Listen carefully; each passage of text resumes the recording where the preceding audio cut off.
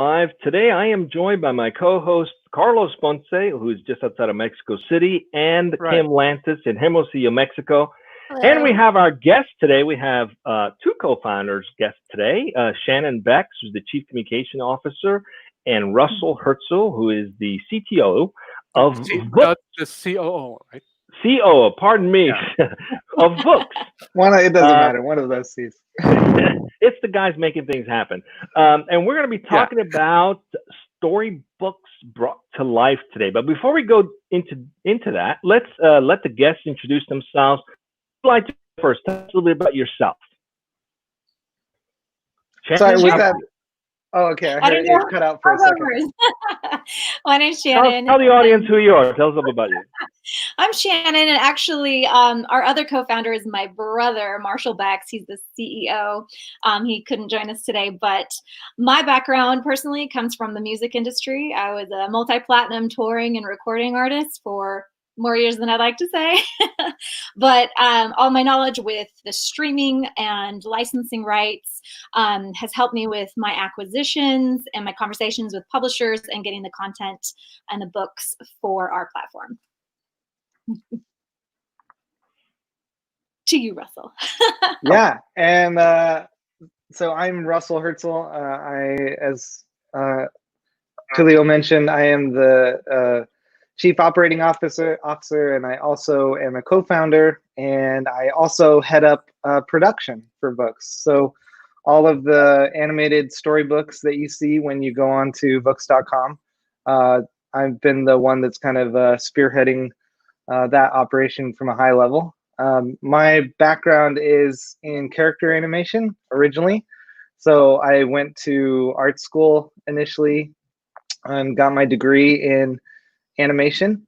That's actually where I met my wife, who was also getting her degree in animation. And she now even works as our kind of executive producer over production. So that's really fun. It kind of has always been our dream to make animations together. Actually, the first animation we ever worked on together was a project in school that our teachers told us we shouldn't work on because we were dating. But here we are, all these years later, we showed them. You got it. You guys are great. All right.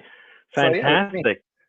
Well, we're joined also by an incredibly talented animator and illustrator, Carlos. Because I don't know if you guys knew about that, but Carlos is a very extremely talented animator and illustrator. I didn't know That's that. a whole nother One time we had that's the a stupid whole nother idea. conversation for another day. But we had the stupid idea of challenging him to Pictionary, and we got no, he's really good. He's really You good. He's not amazing work even for blogs and stuff. But let's get back to books. What gave birth to books? Tell us what it's about, who your targeted audience is. Tell us about the company. Yeah, well, Books is storybooks brought to life. We take the existing books that you see, classics like Giraffes Can't Dance or Where the Wild Things Are, or brand new stories from authors, and we recreate them in a linear version, page for page, line for line, but we add slight animation and purposeful pacing so that kids can follow along in a read aloud, and just it helps retention. Studies have shown that the combination of the read aloud while the texts are being highlighted helps kids retain information and enhances their literacy, imagination, and focus. So yeah, that's awesome. One of the cool things that kind of started it all was Shannon mentioned her brother Marshall, who's also our CEO and our fellow co-founder. What Marshall and I had worked together for years back in our days. We worked out at Nike, and there was a time where ebooks were starting to come out, and digital ebooks and interactive ones where kids could push on things and make things happen. And Marshall was realizing that his kids would kind of lose interest in the story, and they wanted to just turn it into a game. And that kind of started the conversation of us talking about, is there a way to combine videos and books to where you get the best of the video format, but you still get to retain everything about it that's a book? And that was kind of the genesis for it all. Great. Well, I'm looking forward personally to learn a lot more because I have a young one, 3, and she's totally hooked on Roblox, and I'm trying to find other ways for her to use interactive computing with learning. And we tried ABC Mouse. That's not cutting it for her. So let's see what we can learn today. Carlos, what's the topic of our show today? Let's get right into it.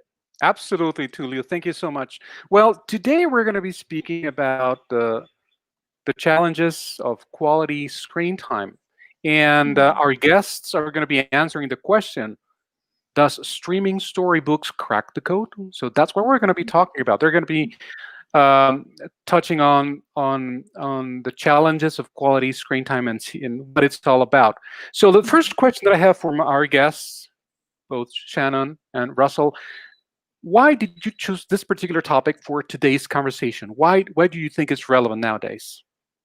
Well, I think I'll start first. I think that screen time, well, no matter what it is a challenge. I think, and I personally am not a parent, but Cam, you can totally speak to this, that there's that almost guilt feeling of giving a child screen time. And there's also that question of, should I even give my child screen time? But then, the more we've talked with parents, we realize they also need that little break or that moment or that breath to go grab the laundry or go take the shower.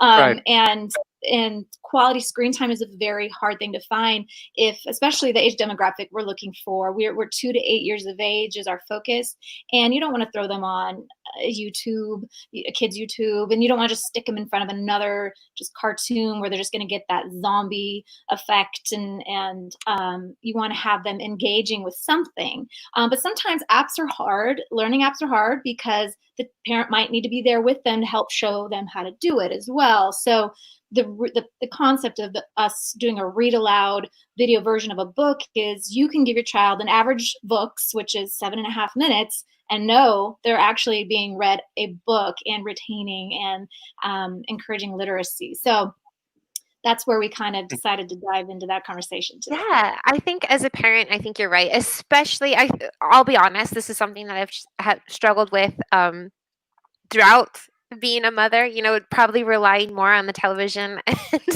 and internet than I probably should as a working mom. But even more so right now, as everybody's stuck at home 24 hours a day, 7 days a week, schools are closed, you're trying to put on all these different hats simultaneously. And I get to the point where I'm like, you know what? Whatever, like, do what you want. I have to focus on this. And you're right, there is this guilt element. And for me and my husband, one of our biggest concerns is safety, right? You mentioned YouTube, and I think YouTube is a great tool, and there's awesome things. Tulio mentioned Roblox earlier, and whether we like it or not, there are bad people who publish bad things on the internet, and that's always a concern for us. Like my daughter for Roblox, she's 8, and we have the strict rule: you are not allowed to friend anyone. If you have a friend who's on Roblox, we need to communicate with that friend via another medium, identify exactly their user, and then you can search for them and you can friend that person. But you're not allowed to friend any stranger. And so we have to lay out all these rules, and this is constant thing. And we're even like, hey, you can't be on that device in your bedroom. You have to be in the living room. You have to be where I can hear you. You have to be. And so this is something that I'm hearing that really sets the books apart. I could have my daughter in her room using books and not have to pay attention. Right. It's the quality, it's going to be age appropriate. We don't have advertisements. There's nothing but books. That's it. Exactly. Simply books is what they're getting. I love that. I was curious about this idea of content, how you guys go about choosing the books that you're going to include. And I think I'm going to go on a limb here. I already went through your library a little bit. I'm actually going to purchase and download today. I'm really thrilled about this, especially since summer's coming up and I'm not going to have a teacher sending me lesson plans for the next 2 months, But content, how do you choose content that's going to speak to all walks of life and all children on your platform? I remember just a couple weeks ago, I was actually reading, I think, something on Facebook where a guy who works in a comic book store actually got to introduce a little black boy to Miles, right? The Black Spider-Man, and how he was like, hey, he's like me. And so is that something that you're intentional about? Yeah, absolutely. I mean, our heart really is that we want books to be something that can spread joy to children all over the world. And to do that, we need to have stories that children can look at and see what they see around them represented in those stories. That's something that is hugely important to us, because we believe that everybody is important, everybody is unique and wonderful, and that's kind of just our biggest mission, is to impact people in a positive way and to spread joy like that. And on the actual acquiring side, we're in luck today because Shannon actually heads up acquisitions for us as well. You want to talk about that, Shannon? Oh, sure. Yeah. So, I mean, of course, we love marquee titles because people recognize that they're trusted, but, reviews are very important for us. We might see a beautiful illustrated storybook that has great content, but then when you really dig into what the reviews say, sometimes maybe it's been offensive to a group of people, or the subject just kind of lays flat. So we definitely do take some care and consideration into what books we do find. But there's so many wonderful stories out there, and they don't all have to be marquee, but we definitely try to find diverse, book lists or recommendations from teachers or even parents. We take it from all aspects, from our Facebook groups to our newsletters that go out and then they respond. All aspects we do consider recommendations from our audience because they know what they want to see. And we're constantly reaching out to publishers and finding different books that we can go after. And then the challenging part comes with rights and availability of those rights, and if we can even license them. So sometimes you do hit a wall, but for the most part, we really try to cast a wide net. How do you go about curating the content based on the user, right? As Kim has alluded, there's different desires, different cultures. How do you go about curating that? Is that something that's done through user focus groups, or you use AI? What are you guys doing with that? Yeah, so currently, because we're a startup, all that is kind of still in development. We've got a lot of stuff in the works for coming features that's going to be involved around that.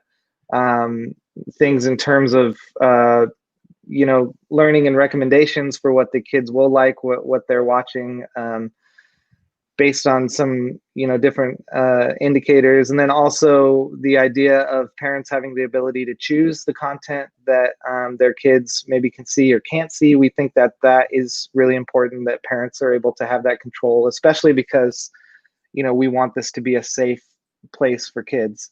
And nobody knows the kids better than their parents. But right now, we're pretty much still in the MVP phase. We're actually about to launch some new stuff pretty soon that is very exciting. But a lot of that right now is just done through kind of old-fashioned learning, through talking to people, doing some surveys we've done, different stuff like that. Yeah. That's really nice. I'm curious about your approach to your libraries. Is this like your business model, I guess? Is it like a monthly subscription and you get full access, or do you have to like purchase your books to have access to them? What's that model, and why did you choose it? Yeah. So we are a subscription-based model. We're monthly or yearly, but per month is $4.99, access to our entire library, or you could purchase a year at $49.99, and it gives you basically 2 months free. Again, access to the entire year. I love that's that. a pretty good deal. And I'm so excited about this commercial. I'm not even kidding you. As soon as we're done, I'm gonna be like, books. Because all right, so just for comparison purposes, right? As an adult, I've used things like Audible. I've used services, Blinks, which I love, which is like the summary of books for really busy professionals. I've gone through 10 books in a 2-hour drive, for example, that kind of thing. And so I love that capability. And there was another service that actually features authors that are not necessarily mainstream. So is your intention to open up the platform because right now you're basically a publisher, right? But you don't create your own content as of right now. But is it to eventually create a model where it also creates opportunities for up and coming children's book authors who can get exposure to this kind of medium? Tell us a little bit about that. Yeah, we do see an opportunity where we can bring unknown or unpublished authors and illustrators an opportunity to have a platform and get in front of millions of kids around the world. And our hopes for that is they could even take those views to a publisher and be like, hey, we already have an audience, we're getting a cult following, this is popular. It's another marketing platform for authors and illustrators to display their work. So we already have a good amount of independent creators submitting stuff to our library, or to be reviewed for our library. So yeah, it's definitely on the roadmap to expand that even more. Yeah, and a great example of that even is one of our great publishing partners, Familius. They're not necessarily a household name in the publishing industry, although they have a really quality reputation in the industry of having incredible books, incredible quality. And it's been fun that one of their books in particular, called Unicorn and Horse, and Kim, I would highly recommend for your kids, check out Unicorn and Horse.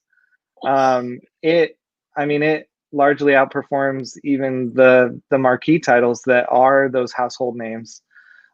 So that's really fun to see that we can bring these books that are amazing books, but maybe just they haven't hit the lottery, to be that household name, and Right. kind of help them become a household name.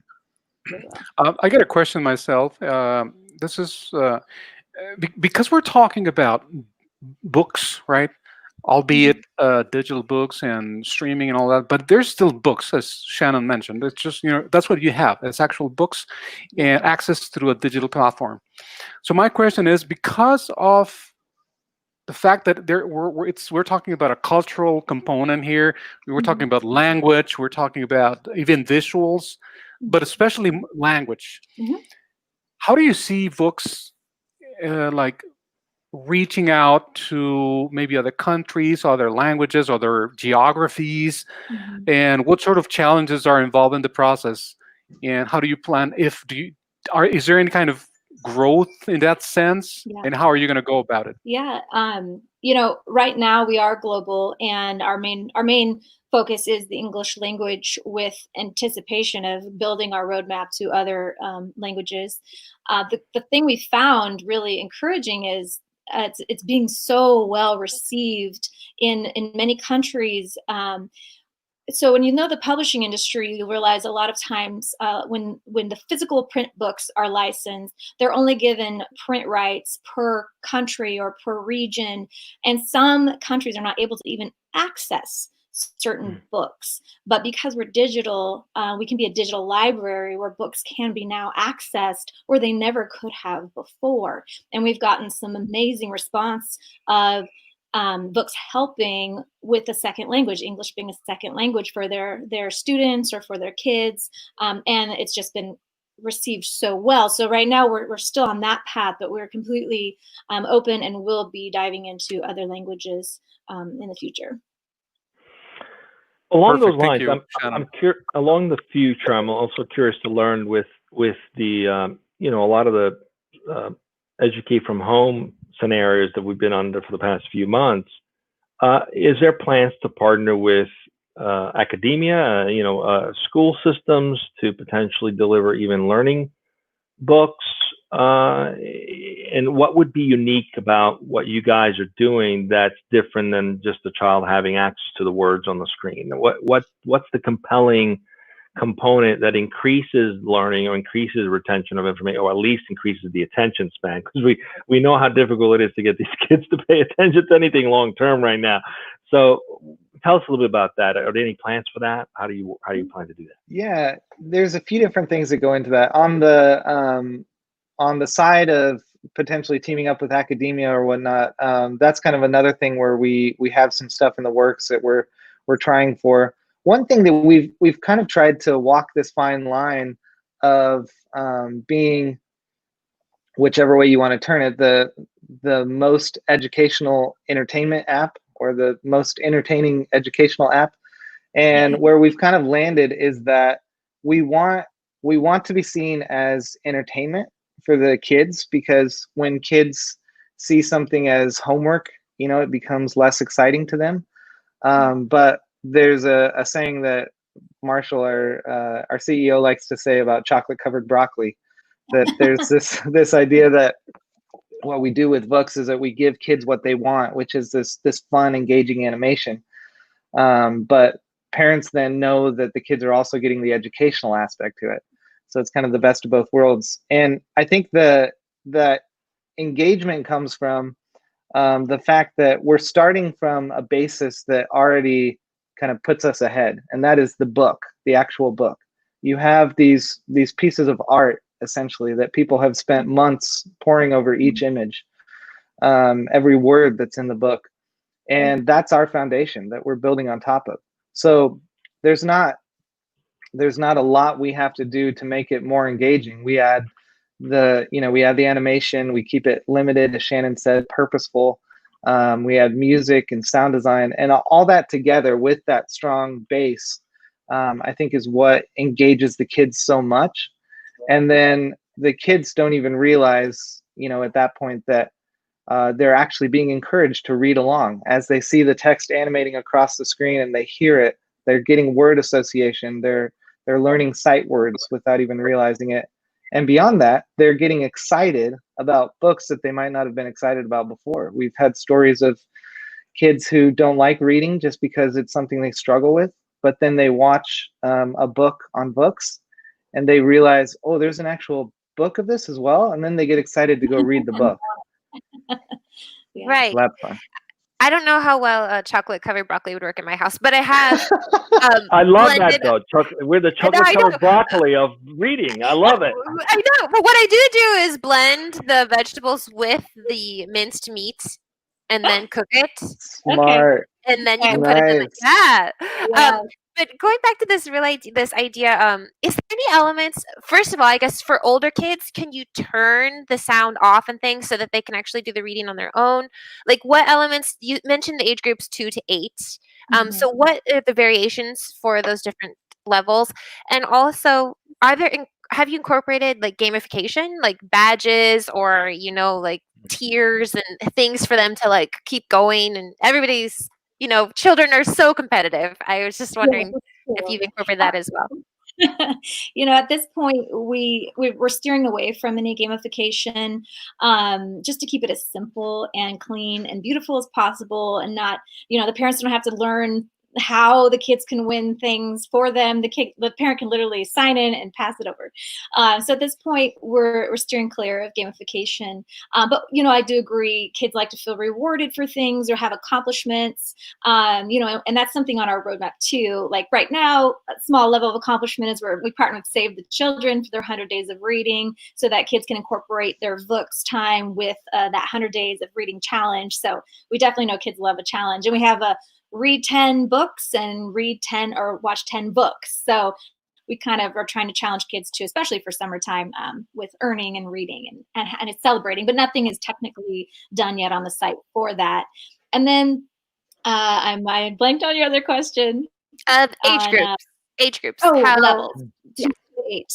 So we curated our channel really specifically to more of social emotional development, or be kind, be brave, have grit, or biography channel, more subject based, versus 2 to 4, 4 to 5, age categories.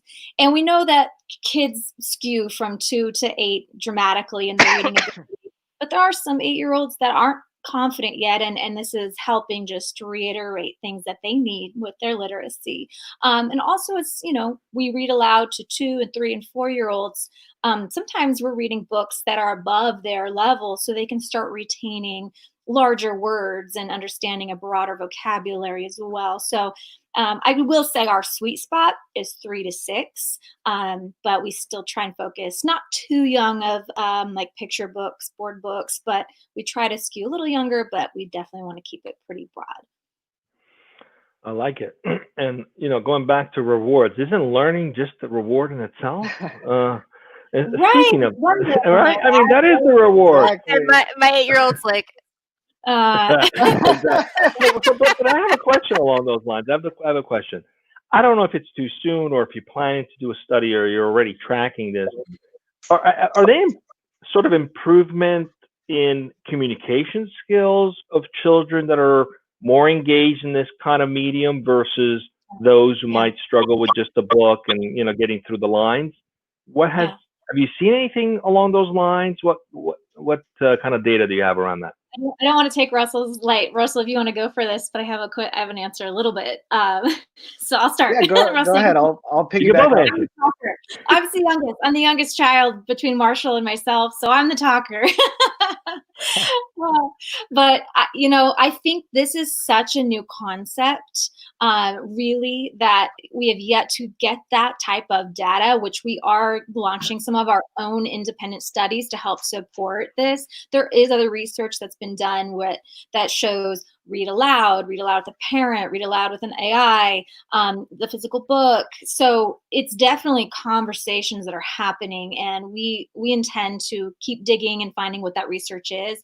But there's also research that does support the simplicity of the highlighted text as it's being read. The dyslexic community we've worked with, and they have specifically agreed that this type of format helps retain and helps the dyslexic community. But Russell, take it away. Yeah, it's been like Shannon said, we're working on those actual studies, you know, empirical kind of studies. But in terms of what we've heard just anecdotally from people, we've gotten a ton of feedback from people along those lines. A funny instance was a girl who loved the book Chrysanthemum, and her and her mom were at the library, and she saw the book and she ran up and grabbed it, and she's like, "Look, Mom, chrysanthemum," and she's reading the word to her, and it had become a sight word, and she couldn't even read yet, and the mom was saying, of all the first words that she could sight read, it's chrysanthemum.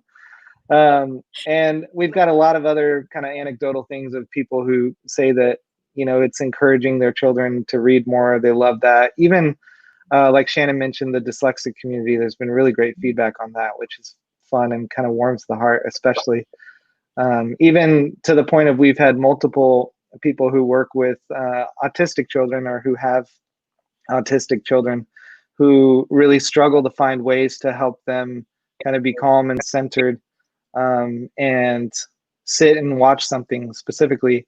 But with books, it's almost like a switch is being flipped where, you know, suddenly they engage like they don't with anything else. So there's definitely something to the medium, and those studies are kind of just starting around watching animated stories and seeing the read along text and hearing it aloud as well. Wow, I mean, that's an interesting take on folks on the spectrum. I have some family members, and they're glued to their iPads, and so this is just gave me a great idea. I'm going to be calling some family members of like how to get their kids to engage in some educational stuff. But when you talk about chrysanthemum, you were talking about a child saw that on books, and then at the library connected to the actual physical book because they had a relationship that was established through this. That's fantastic. And she's even able to she's even able to read through some of the words through the story the mom was saying. Just because she's heard it so many times, she's seen the words, so now she makes that visual association with it. Well, now you got 2 new clients out of this show right here. Him and myself, we're going to be downloading this right after this. So we're coming up on time. And unless you guys have any additional questions, I want to shift a little bit to understanding what the journey's been like building this company. Kim, you have another question before we do that? One question, I think. You mentioned this idea of rather than splitting books into this age group, you've kind of got it split into what I understood, sort of like a value systems or a theme based. Which of the values that you have highlighted on books would you say you as a company of books most greatly isn't aligned with? Right now, we just launched one. In light of everything that's been going on, we've had a lot of parents and teachers reach out to us requesting help in providing books that can help in the subjects of racism and unity and understanding. So we just launched a free channel, so you don't even have to have access, of about 6 titles, and we call it Unity. So that's definitely shows hearts.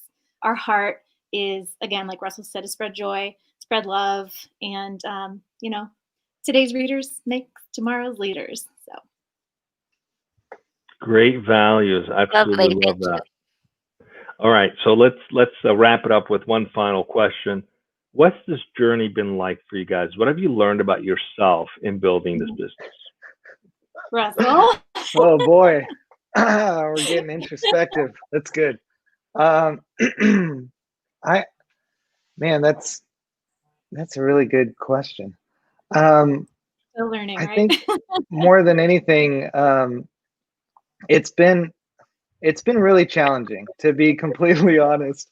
Which is, as you listen to any story of entrepreneurs, that's kind of the one thing that rings true across all of them, is how hard it can be, but then at the same time how rewarding it is. So I think kind of the thing that I've learned is, and I'm personally not a parent. My wife and I don't have children, but it's been interesting to kind of make this analogy as we're going through this of we're having, and I'm obviously not trying to compare this to actually having children. It's a completely different thing.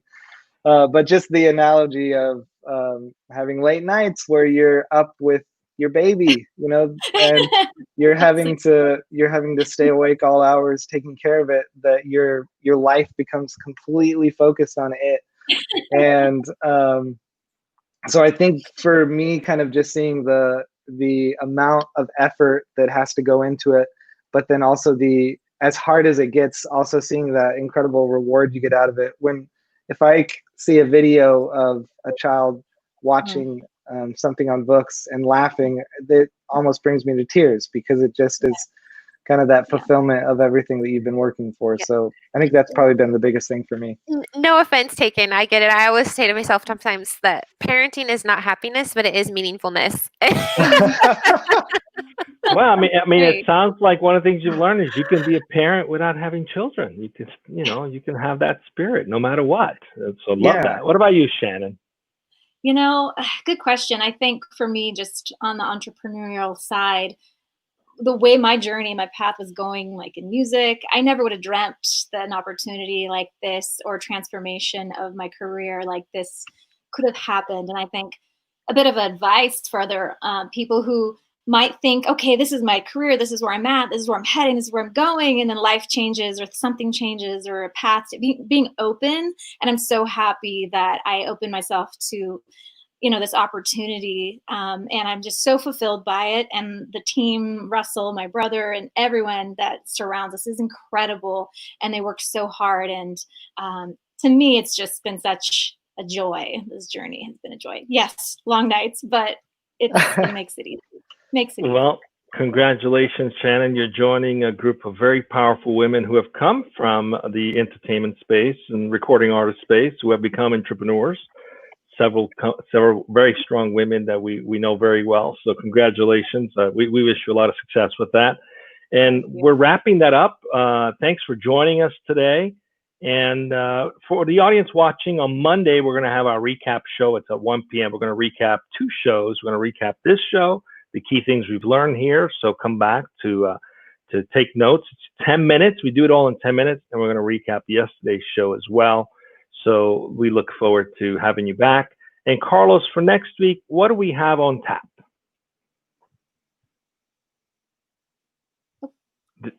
You're on mute. I usually am on mute. You know me, I'm the mute guy. I am the mute guy. One of the benefits of watching Dojo Live, guys, is that we have the feature of closed caption for the hearing impaired. So that's why we always go on mute. I always go on mute. No, I'm just kidding. But okay, no, Tulio, guess what? Next week we're going to be speaking with Jose from the Radicals. The Radicals, my fellow Radical member. Yeah, cool. Jose Leal, from the co-founder of the Radical Movement. That's going to be on Wednesday, right here on Dojo Live. And for Tuesday, I don't have the full info. I do know that we're going to be having a conversation with an organization called Remote Workers, but I don't have the title yet. We're going to be speaking with Laurel Ferrer.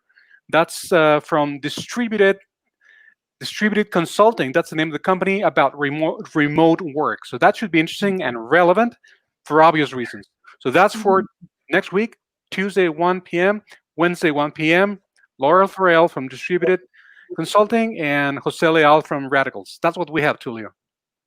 Thanks for joining us, everyone. Just stay with us as we go off the air. Have a good one. Thank you, guys. Thank you.